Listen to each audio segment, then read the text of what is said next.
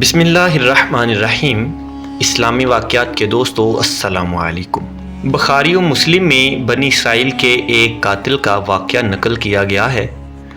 حضور اکرم صلی اللہ علیہ وسلم نے اللہ کے یہاں توبہ کی قبولیت سے متعلق صحابہ کرام کے سامنے بنی اسرائیل کے ایک قاتل کا نہایت خوبصورت اور ایمان افروز واقعہ بیان فرمایا کہ بنی اسرائیل میں ایک شخص چوری، ڈکیتی اور قتل میں بہت مشہور تھا اور نہایت معمولی بات پر کسی کو قتل کر دیتا تھا۔ ہوتے ہوتے اس کے ہاتھ سے 99 افراد کا قتل ہو چکا۔ اس کے بعد اس کے دل میں احساس پیدا ہوا کہ مجھے بھی تو اللہ کے یہاں جانا ہے۔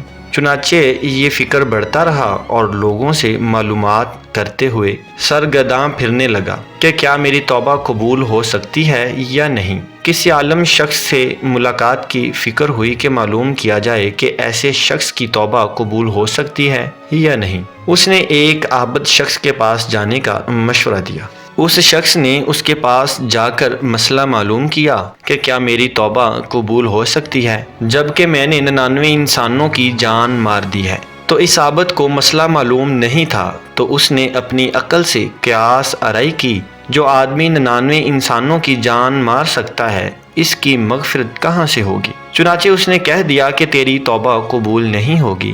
اس شخص نے غصہ اور جلال میں آ کر اس کو بھی قتل کر کے 100 پورے کر دیے اور کہا کہ جب میری توبہ قبول نہیں ہوتی ہے تو لاؤ تجھے بھی ختم کر کے 100 پورے کر دیتا ہوں۔ چنانچہ اس نے اس کو قتل کر کے 100 پورے کر دیے، مگر اس کے دل میں تردد باقی رہا کہ میری مغفرت کی کوئی شکل ضرور ہوگی۔ اس لیے اس نے لوگوں سے پھر معلومات کا سلسلہ جاری کر دیا کہ زمین میں سب سے بڑا عالم کون ہے، اس سے جا کر کے معلوم کروں گا، وہی صحیح مسئلہ بتا سکتا ہے۔ آخر لوگوں نے اس کو بتلایا کہ فلاں جگہ ایک عالم رہتا ہے، اس سے جا کے معلوم کرو۔ چنانچہ اس نے اس عالم صاحب کے پاس جا کر اپنی زندگی کی کارگزاری سنائی اور 100 آدمیوں کو کس طرح سے قتل کیا، سارا کارنامہ سنا کر معلوم کیا کہ اب بتلائیں کہ میری توبہ قبول ہو سکتی ہے یا نہیں۔ کیا اللہ کے یہاں مجھ جیسے گناہ گار کے لیے بھی مغفرت کا کوئی خانہ ہے؟ تو اس عالم صاحب کو چونکہ علم تھا تو اس نے بتلایا کہ تیرے گناہ معاف کرنے میں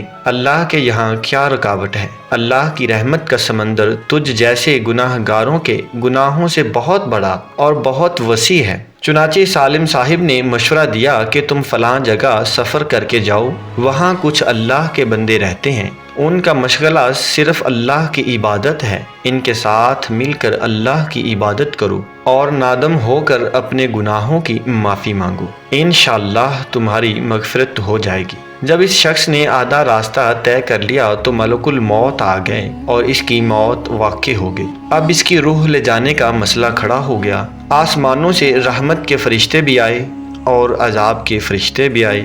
رحمت کے فرشتے کہنے لگے کہ اس کی روح لے جانے کا حق ہم کو ہے، اس لیے کہ یہ سچے دل سے تائب ہو کر عبادت کے لیے جا رہا ہے۔ اور عذاب کے فرشتے کہنے لگے کہ اس کی روح لے جانے کا حق ہم کو ہے، اس لیے کہ اس شخص نے کبھی کوئی نیکی کا کام نہیں کیا، ساری زندگی معصیت میں گوا دی۔ اسی دوران آسمانوں سے آدمی کی شکل میں ایک فرشتہ آیا۔ بعض روایات سے معلوم ہوتا ہے کہ یہ آنے والا فرشتہ حضرت جبرائیل امین علیہ السلام تھے۔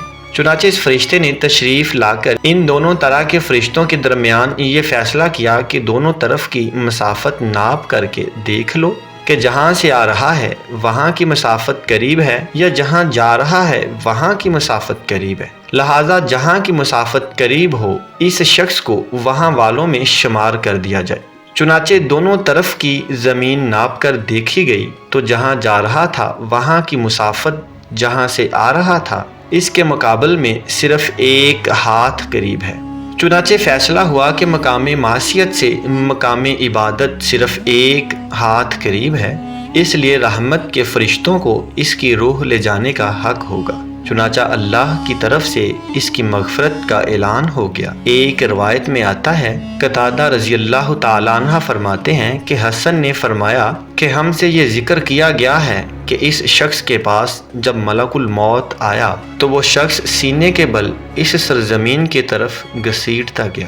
حدیث قدسی میں آتا ہے کہ میں اپنے بندے کے ساتھ اس کے گمان کے مطابق ہوتا ہوں، اور وہ مجھے جہاں بھی یاد کرے میں اس کے ساتھ ہوں۔ بخدا اللہ تعالیٰ اپنے بندے کی توبہ سے اس سے زیادہ خوش ہوتا ہے جتنی خوشی تم میں سے کسی ایسے شخص کو ہوتی ہے جس کا جانور بیابان میں گم ہو کر پھر اسے مل جائے۔ اسلامی واقعات کے دوستو، معلوم ہوا کہ انسان جب بھی سچے دل کے ساتھ توبہ کرے گا تو اللہ تعالیٰ ضرور قبول فرمائیں گے۔